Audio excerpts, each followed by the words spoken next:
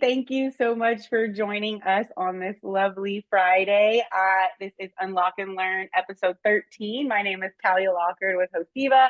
We have an all-in-one platform to help property managers, manage their business and distribute on all websites. I'm excited to be joined by Trilok today. I do not know how to say your last name. I've known Trilok for a long time. Fun fact, we worked at whatever you want to call it, Verbo, HomeAway, Expedia Group, both for a long time, and we have a little bit of passion behind distribution. But Trilok, introduce yourself. For sure, Tara. Thanks so much for having me here. Yeah, great times at Verbo and great to still be in the industry. So yeah, I've been at Whimstay for a year now as head of partnerships, but not new to the industry. So was at Hopper Homes before, and then Verbo for 4 years, where Talia and me worked together. So love the industry, and I'm happy to be here. Whimstay is a marketplace, an OTA where we focus on maximizing your occupancy by matching growing last minute demand to expiring supply.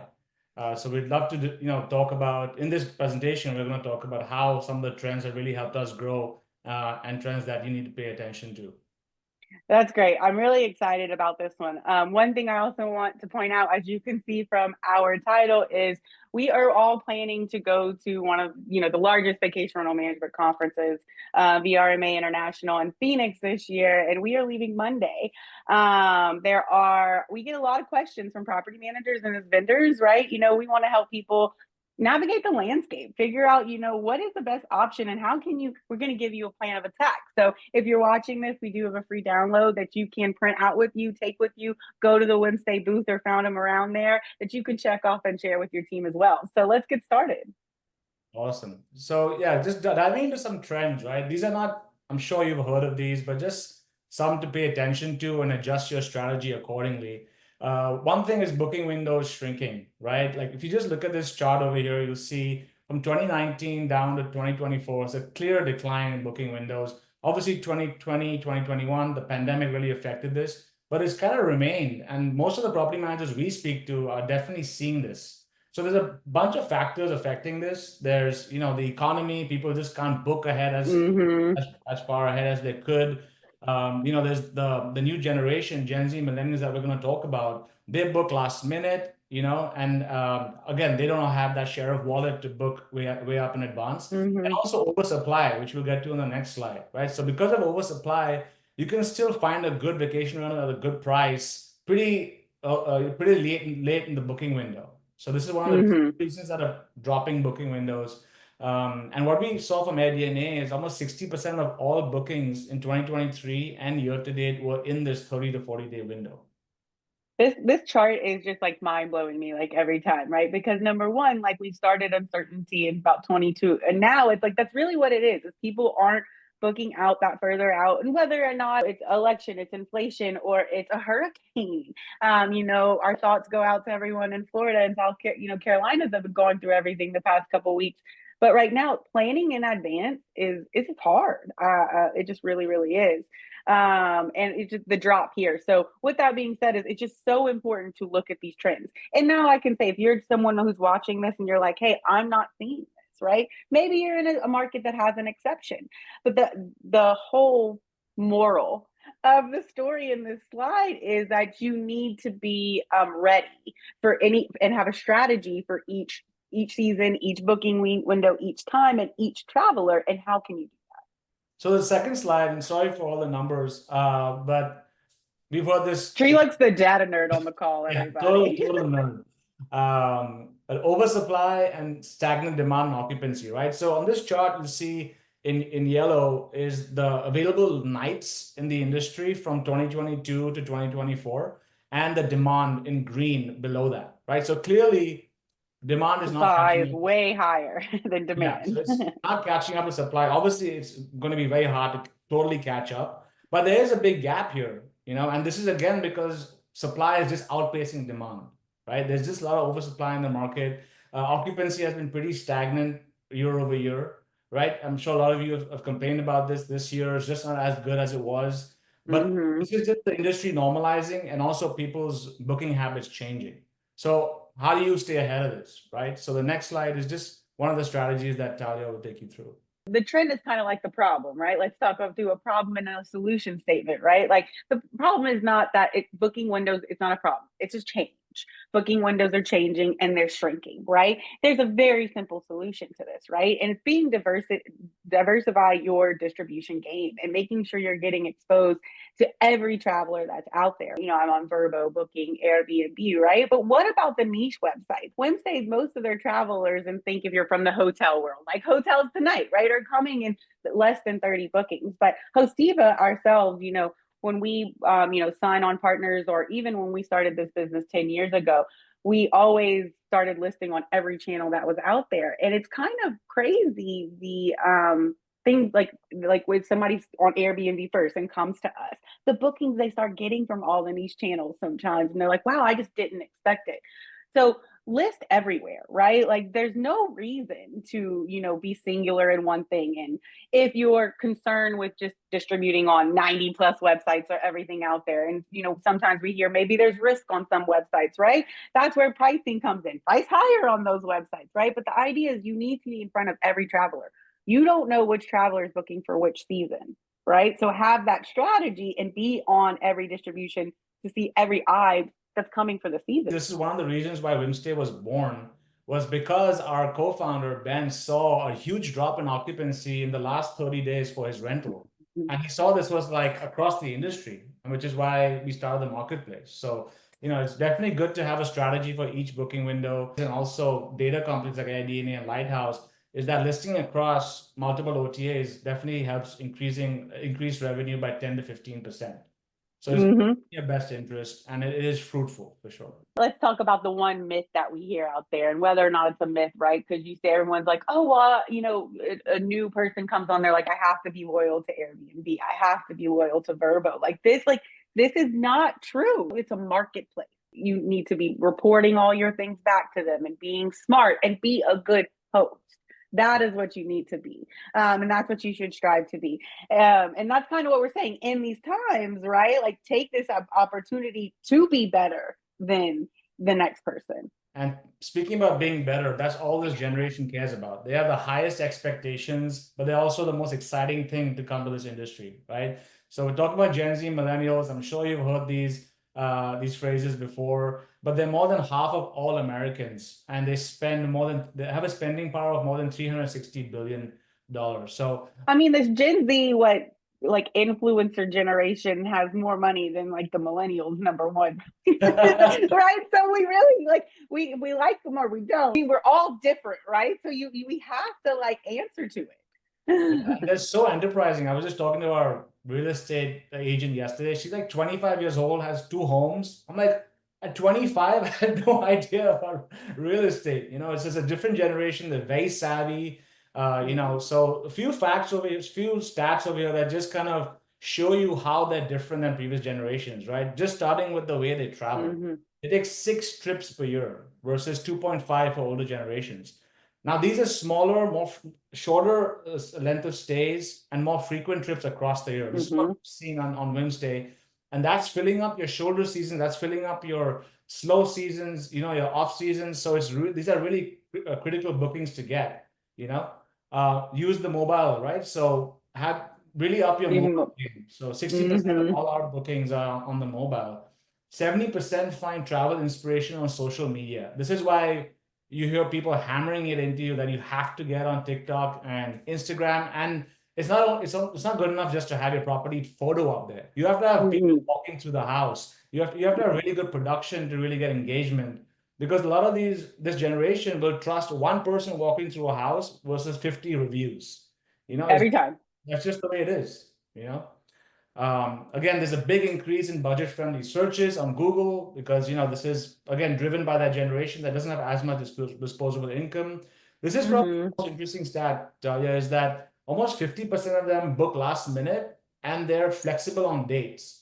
So usually if you think about like a holiday, it's a spur of the moment trip, right? Yeah. And which is funny that you say that, because even my husband and I, which, we're probably on the elder millennial side of things, right? But we like travel a lot, but right now we're like, hey, we don't have plans for the holidays. What if we just found somewhere to go, right? It just kind of just popped up. People are thinking that way. My parents would have never ever in a million years just popped up and said, let's go on a vacation next week. Yeah. Yeah. Yeah. And you know what's also changed is the nature of work, right? Probably your parents had to go into an office. Exactly. They had 2 weeks of vacation or 3 weeks where they had to go to summer in Destin, right? But now the younger generation is hybrid. They can work from anywhere. Right? Mm-hmm. This is why we see almost 50% of all our bookings on Whimstay are on off-peak nights, as we call it, like Sunday to Wednesday. So they're booking Mm-hmm. like these leisure trips. So the day of the week is not really an issue for them anymore. They look It's for. really not. I prefer to go on a vacation. My husband and I have done this, and I'll be like, I'm an early bird, so I wake up and I work from like 5 to 8, and then you're doing everything at the same time. We are living examples of things that are happening this way. And the last thing is just like they spend way more on travel versus previous generations, right? Like this is something you mentioned too, is that travel is a priority. Experiences are a priority for them, and that's what they want to spend money on instead of like saving for home or etc. Other things. So just And that's where you're saying that's where somebody would actually spend more money, would book something from seeing a TikTok video, right? Over seeing the reviews because of the way that it feels in the experience that they feel when they want to feel like that or by whoever is like posting it. It's definitely a different world, and that's what we have to think about. And this is where distribution helps you, number one. For sure. And the last thing is just a quote from Fred Lalonde, Hopper. Hopper, as you know, is a big OTA that has almost 80-90% Gen Z millennial travelers. But we've kind of paired Gen Z millennials together over here, but they themselves are very different generations. If you look at it, for some of you that have kids who are part of the generation can testify that. So important to know what are the habits of each generation and how you can take advantage of those to. So strategy here, right? So there's lots of different strategies, but let's kind of focus on you upping your social media and your listing content game, right? And so this is like, what do they see, right? And these are very like simple things, right, for you to do. So highlight leisure friendly amenities. So like we were saying, right, have a workspace area for VRMA next week, and there is like the 3 bedroom, 3 bath with an office, right? Where 3 people, somebody's going to need to be in an office at some point in time, right? So making sure you have it, right? Season specific hero photos, right? So this place screamed, had a pool, sun. I have actually had somebody tell me recently, I want to say it's a property manager down in Orange Beach, Eric Thibodeau. He said that in revenue management, they found that they couldn't pull any levers to help get higher occupancy and revenue for a while. But as soon as they started changing photos to be season specific, it's increased their revenues like significantly. With that being said, is like, are a lot of people actually going in and updating their listings and making these changes, right? So if you are in a time where you're like, hey, I don't know what to do, and this is listing optimization. I created a whole entire team around this at Verbo. Up your game on Insta and TikTok. I know it sounds like super, super, hard to do, and it's like overwhelming. It doesn't have to be. Instagram and TikTok have templates, right? Think of it just as you have 20 photos of your children. Take 20 photos of the property with song behind it, right? Put some different captions in there and play around with it. You really would be shocked. And always discounting your friends, right? With your friends, and I would just say with that's your direct booking game, right? So giving your friends promo codes, but every guest that stays in your property, making sure that they are getting liking you on Instagram and Facebook, getting emails and market and text messages after to rebook, right? And places like StayFi, right? If you use StayFi, as soon as someone goes in the Wi-Fi, they're going to automatically start seeing your Facebook and Instagram ads if you have your Pixel ID in there. So there's automation to do a lot of these things for you. And when it comes to like updating your listings, right? For example, so at Hosteeva, we have built AI into our software where we can even go and say, hey, like, can you give me an updated description for the fall? Can you change all of our headlines and descriptions because Taylor Swift's coming to New Orleans in a couple weeks? That's where the automation and all this, if it's very overwhelming, find the people who can help you automate this and make these changes very quickly. When you make hiring decisions, especially to play to this crowd, you should hire people from that generation so they know Yes. how to relate, and you can even, most of them are so savvy, they'll create videos in a second for you, right? Use them, and up your game that way. That is a great example, right? So I have a couple marketing interns on my team, and the one who does like my videos and stuff, like, you know what? She's a 20-year-old marketing intern who goes to college. Like, this is her, like, I mean, I can barely open TikTok, I have to say. So find somebody, property managers, right? I hear a lot of property managers using maybe their older children to help them, or nieces and nephews, right? But people that are on your team, like, hire that person, different generations, put them focused on the right thing.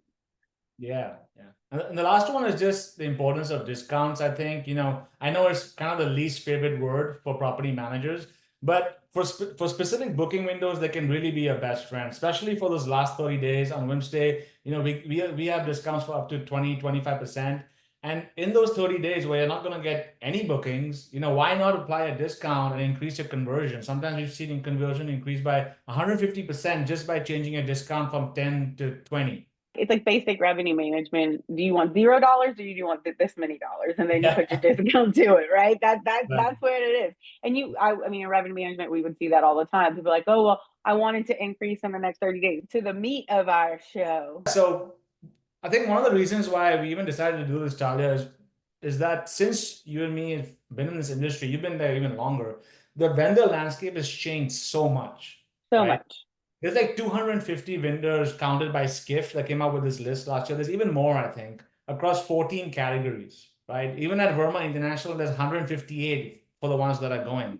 So how do you navigate this? How do you know who to talk to? There's 2 days, and how do you I can't imagine. This is exactly where this came up, right? We just kind of were like talking, and we were just talking about, hey, VRMA and what's coming up. Like, I mean, I remember years ago whenever there were just 10 to 20 vendors, and I'm not saying VRMA International, and I know we go to different conferences, but at a point where you got to a show and you never sat down again, right? And we didn't have tiny little computers like we have today. We had these monster things that were like holding bricks. And what's saying is, it's great to see that we've grown, right? And there's so many vendors in this space. But somebody who's been a vendor for 14 years, I feel like for the first time in a while, I don't know everybody.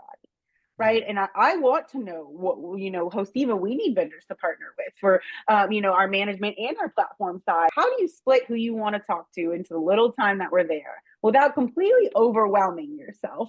And, how do you cut through the bullshit sometimes, right? That's what we're saying. Like, VRMA's putting their salespeople out there, right? And I am a salesperson, right? I'm the number one to say that right here. So how do you ask these vendors the questions, and how do you prepare yourself? So especially this I feel like this is an impactful slide. Like, if Skift is recognizing 250 vendors and 158 are going to be there, right? There's no way one person or even a team of 5 people can do this. So let's jump into it. I think the first one we were kind of talking about was like the pre-event preparation. What are your challenges, right? Like, what do you need to solve? Like, so, and I know that's a loaded question, right? To go and ask somebody. So when I originally, the doc we have that you can print out when you're looking, this has checklist, but I wanted to like tell people, think of everything in 3s, right? So booking windows, occupancy's down, we need more bookings. Maybe you need to go look at 3 distribution channels that are out there. How much are these issues costing you in time and expenses? I think, Trilok, this was actually one of your questions you added on there. So I want you to dive into that one. Yeah, definitely. Like, it actually goes in line with the challenges, right? It's really important to quantify the impact of these challenges on your business, and then look at how much you're willing to spend to make that challenge or issue go away, right? Then you can kind of calculate that, hey, this amount of monthly per listing costs so much, right? How much is that versus what I'm spending today? So when you go to these conferences, you're meeting everybody, like you said, everybody's on their A game, right? They're going to give you the best deal at the conference. But then, 3 months later, you're like, I don't really use this thing, and it's costing me $100,000 per month.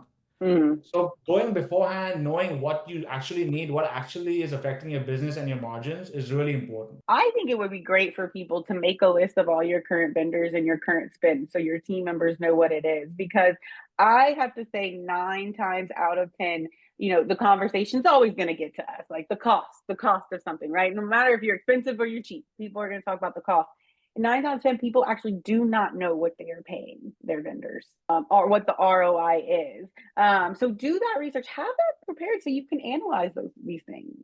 And the last one, I think, goes with think about each of your business, all the areas in your business, like distribution, revenue management, just so you can note down the challenges with each one and then assign a vendor for each challenge. And I think you can do this twofold, right? So I think if we go to the next page, we kind of talk about who's going to the event, right? So one, team strategy. So if you're gonna take each category, right? Distribution, revenue management, PMS, AI solution, locks, everything that's in there, right? And you're gonna put it on a list, and you're like, well, actually, the only people who are going to this show is my marketing manager and my maintenance person, right? So you will take that list and just find it. Okay, delegate the responsibilities to the specific areas of the people that are going to be there. If you still need those things in those areas, have those team members do research, right? Outside of the conference, right? You know who's going to be there. All of these vendors are there, right? You can find all of the same information. Most of these vendors would be killed to have a demo with you on probably Friday or Monday, right? So you could even be ahead of the pack scheduling these conversations. And if you really were like, hey, I want one of my team members to go meet someone, I know they're the head of maintenance, but I need them to find 3 PMS channels. Tell them that, and tell them to ask 3 questions that they put in here so they can get to the goals and you can get the answers. Yeah, and it's so important to have goals. If you go to these conferences without any plan, without any goals, you're gonna get so overwhelmed and come back and maybe sign on to like 5 vendors that you don't need, and then your margins go for a toss, right? So it's very important. I think goals are great. I think as a vendor, you should have goals. As a property manager, you should have goals, right? And it just also helps you. These conferences are a lot, right? Like you don't constantly go the entire time. So it gives you that sense of I always help, don't sweat, don't sleep on those small wins, right? So you're like, hey, I want to talk to 10 people today. I'd like to have 10 good conversations where I get these answers. And when I get those 10 questions, I'm gonna relax, right? It sets your expectations for the whole show. Vendor research. So did you want to take this one? Yeah, sure. Yeah, so looking at vendors, and again, as we mentioned, there's a lot of vendors out there, right? So based on the challenges that we spoke about, based on who is going to the conference, identify key vendors that you want to meet based on those 2 things, right? If you want to look at distribution, look at niche channels that you've been hearing about, that from other property managers about too. Hey, I'm getting bookings from Whimstay. Maybe I should be checking them out. Let me see what the commission model is like. How tough is their onboarding process? Then do some research online before you go. Look at reviews. This is really important. Look at their reviews, not only on like Trustpilot or Capterra, but look at what people are saying about them on YouTube. Read the reviews and testimonials and ask really pointed questions when you meet them, right? Hey, this is all great. Your demo is amazing. Your product looks really slick, but what's with all these negative reviews? I see some. Ask people. Yeah, and what have you done to really improve yourself after you've got these reviews, right? So that's really important. And finally, comparing pricing, right? The main thing is pricing. Like before you go, look at different vendors. So see if that vendor's pricing is in line with the other vendors. Because one of them might have a commission model, another has a per listing model, and we all know how much commission models are. Everyone has different ones. And then I'm going to go ahead and make this just like, let's add like a 5th dot in here and make this a little bit more complicated for people, right? Also, remember there are tools, Hosteeva being a PMS system, one of them, who have all of these things available, right? So decide to yourself, do you want an all-in-one solution that's easier? Do you want different things that you're going to piece together in there, right? So and then you need the price breakdowns and the comparison of each one of those. One thing that you just said is onboarding time, and what is that going to be like? What we hear and we see from a lot of people is, they 6 to 8 months onboarding, right? You got to let people know, right? And figure out if you're on the right time. And are they on the same schedule as you, just in general? One thing you mentioned about vendors, right? Most people attending have a PMS, right? So see who is on your marketplace already, because that's the easiest ones to onboard with. Right? Yes. If you go to these vendors, the first thing they'll ask you is, hey, what PMS are you from? But if you know beforehand, it'd be much faster for you to identify vendors that you could talk to and get started as soon as possible. And that's where you kind of decide if you're like, hey, I'm trying to do things right away, or maybe in a year I'm switching a PMS, right? So then you determine, hey, which one, what are we trying to do right now? And what makes sense for us at the conference. So in terms of vendor meetings, right, definitely reach out to vendors before. They'd be more than happy to meet you because that's why they're there, but definitely set these up, have a schedule, space them out so you can do kind of prepare and also do debrief after each meeting. Prioritize your vendors based on the impact to your business. But is that vendor actually gonna, increase your margins by what you expect, right? So definitely align your meetings and prioritize the vendors based on the impact to your business, your goals and challenges. If you're 4 team members and y'all 4 team members are going with one vendor to a meeting or one person, or you're a vendor with 4 team members and you're bringing one property manager to a meeting, right? Split up, see each other. Number one, it's too many people. Everybody's talking over each other. Nobody's having a good conversation. There's no ROI over that, right? So make it a little bit more intimate and one-on-one and listen. Their parties, it's just a party at night. It's a party during the day. It's just a group. That's the one opportunity to get some solo time with somebody. So I would challenge everyone. And I understand that some people, you don't have to be alone, right? You can find friends that are in different areas, but really challenge people to try and split up a little bit more. Yeah. And also I would say for the actual meetings, right? And so this speaks to the last point, is that usually when you go for these demos, it's all one way, right? Like they're just throwing all these stats and numbers and stuff and fancy things on their slides just to make you, obviously convince you to buy the product. But meet them in the middle and bring your issues forward too, right? Communicate your issues and challenges, show them on your screen what you're dealing with so that they can come up with a solution right there. That's how you can test them. I just love that because I think people that salespeople like to talk, cool, whatever. But we are nervous, and usually most of us before you get in every call. I love when people they're like, I'm sorry, I have questions. Do you mind if I start? Do not be sorry, right?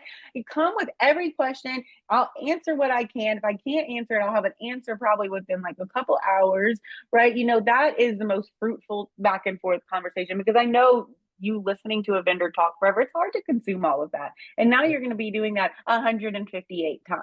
If they're important enough, right, send them the questions beforehand so that they customize their demo to your requirements. And that's a great test. I love that. If they don't, that means that they don't have something special for you. They might not be a good fit, right? So I love that.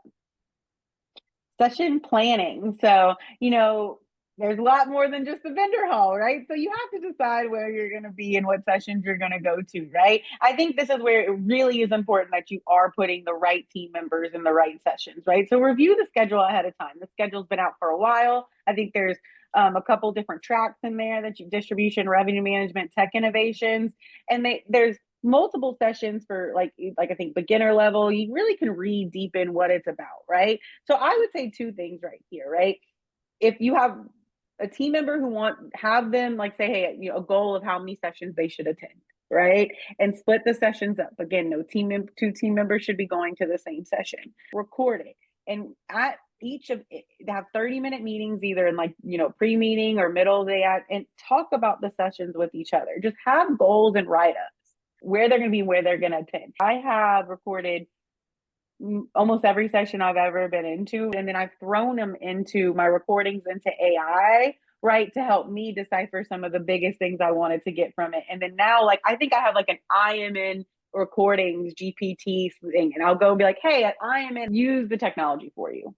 And planning the sessions you attend, every session has been set up to make it sound attractive, right? But read into it. Who's speaking, right? What are they speaking about? Is this really relevant? Business. There's vendors that give sessions and there's property managers that give sessions, right? So if you're there and you're like, I need some vendors, I need some software, I need some tech, that is what I'm here for. Maybe you should be going to the vendor sessions. They're more you understanding the company and building the relationship with who that actual company is, right? But if you're there and you're like, actually, I do want the vendor halls fun, but we're actually here to learn. We're here to educate this time, right? Go to the property management sessions. Maybe there's some vendor ones that will help you out. But that's just, see what a vendor one's probably going to be a little more salesy, right? And I think that's what most property managers do, right? They start their day with that inspiring session from a big OTA about the awesomeness of this industry, and then they go into operational stuff. Exactly. Choosing the right ones is what's important. And having that pre-meeting, right, with the team, just to go over the fuel, the approach, all the stuff we spoke before. At VRMA, have a meeting, and just discuss who's doing what, and then go separate ways. And then obviously you'll have a debrief after, which we'll get to. So at the event. So, I feel like we could probably slide through some of these pretty quickly because we've kind of gone through these. We're at our 30 minutes, but we figured this be a little bit longer anyway. So whoever wants to stay on, if not, we'll have the recording later, right? But this one prioritize the vendors, right? Who do you want to talk to? What are your challenges? Make a list of them. I would, a couple questions that you need to ask people, right? Like, how does the solution solve specific challenges, right? And what is that challenge? Maybe your challenge is that currently you need trust accounting and your PMS doesn't have a trust accounting system. Yeah. Right. That's a very defined solution that's there. Can you hear me? Yeah, I can hear you. Sorry, my AirPod died. What integrations does it offer, right? A lot of property PMSs or vendors have a marketplace that's out there, right? But instead of asking what does it offer, I think you should say, this is in my existing tech stack. Can you connect to it? And if they can't or they won't, right? Then that's not someone to talk to. A lot of people, if they don't already, everyone has integration roadmaps right now, right? And it depends on priority. And as long as somebody has one customer, usually it gets started. Can I get a demo or a trial, right? You ask somebody for a demo. Like, I mean, just set it up, right? Set it up, have it ready. I would even go as far as, if you are the person who's going to be doing the demo, set the meeting while you're at VRMA. Yeah. Right? Have it set for next week, and always ask for a trial. I mean, there's no reason to see, and there's companies, that's kind of where pricing comes into it, right? That sometimes if you're paying a commission part, right, you're actually not paying until that company makes any money, right? So there's no actually inside investment from the beginning, right? And then some there's no onboarding fees, some there's ours. So you just have to ask every little one question that goes to that. Yeah. And I think one of the two most important things for property managers is cost and time, right? So how much is it going to cost me and how much time is it going to take to deploy? And that's where that integration question really comes in. Do I already have an integration through my PMS? Because this is easy to deploy, right? Exactly. We talked about note taking and recording. So put the recording devices on. So I would say, I mean, literally on your phone, your iPhone, you have a recorder, and probably on your Android. So get those on, get those AI tools on, and get in there and record these things, right? And if anything, I'd say record everything, throw it into one doc, and then put it into some AI to let you a recap each day for you and your team to read. And you're surprised at the proficiency of these AI tools. They give you takeaways, they give you, like Talia and Trilok started with some banter, and then they went into action items. So it's really sophisticated, and I definitely take advantage of them. And that's one of my best things that I use it for is, hey, what action items did I point out, right? Because like, I think you and I, when we were recording this call, was like, hey, I hope this is listening. I'm going to want you to make a list for me. We talked about this too, team check-ins daily. I think that everyone, before you start, have a 15-30-minute stand-up. The team gets together. You're not talking to everybody else. If you're a team that's staying in a house together, right? We see this a lot. If you're in the hotel, just meet in the lobby real quick, 15-minute check-in, have your goals, right? At the end of the day, before happy hour starts, do that again. And then next day, do that. And it's just going to help you guys stay on track. Yeah. And also, I like the second point, because sometimes vendors come last minute. You might just hear the name and think nothing of it, but once you go by their booth, you're like, oh man, this is something that could really help my business. Definitely adjust your schedule based on any new information. I think Hosteeva had like 20 members at VRMA last year, right? I would also, if you're like, hey, talk about the vendors and ask your other team members to maybe go talk to them without you, to make sure you have the same understanding. Because sometimes we see somebody be like, oh, I like this company, they do this. I'm like, no, they don't do that, right? Or like, they do this. Like, yeah, they do, and more, right? So it's really a good thing to add in. I think there must be like 50 companies with the word host in it. Like, it's crazy. Networking, right? So maximizing your networking opportunities, like definitely attend these sessions, because you're learning from other people in the industry, right? You're going to spend all day at these demos. You're going to spend all day in these sessions where there's, again, Talia, like you mentioned, there's mostly salespeople. Go and attend sessions with other property managers and hear what's on the ground. Go to happy hours, meet different kinds of people in the industry, because that's where the ideas start sparking, right? When you start connecting and talking about your challenges. Yeah. I love that goal. I'm going to add a new goal to people's list, right? Like, meet 5 new property managers. right? Yeah. And maybe you're someone who has 50 units and y'all goal to be 600 units. So you want to meet 5 property managers, 600, or you want to meet smaller people because you want to get better at the local feel, right? Or back to the basics. There's a lot of ways that you can use this to your advantage.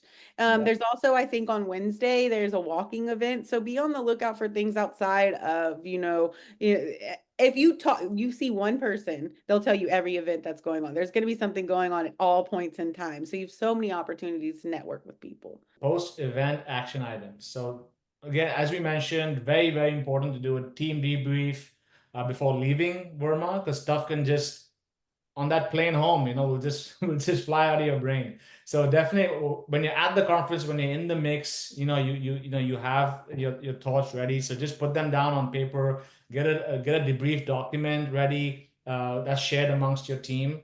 And each person from your team should be summarizing their findings, the top vendors, takeaways, just so that you have a clear line of sight once you go back to the office, right? Yeah.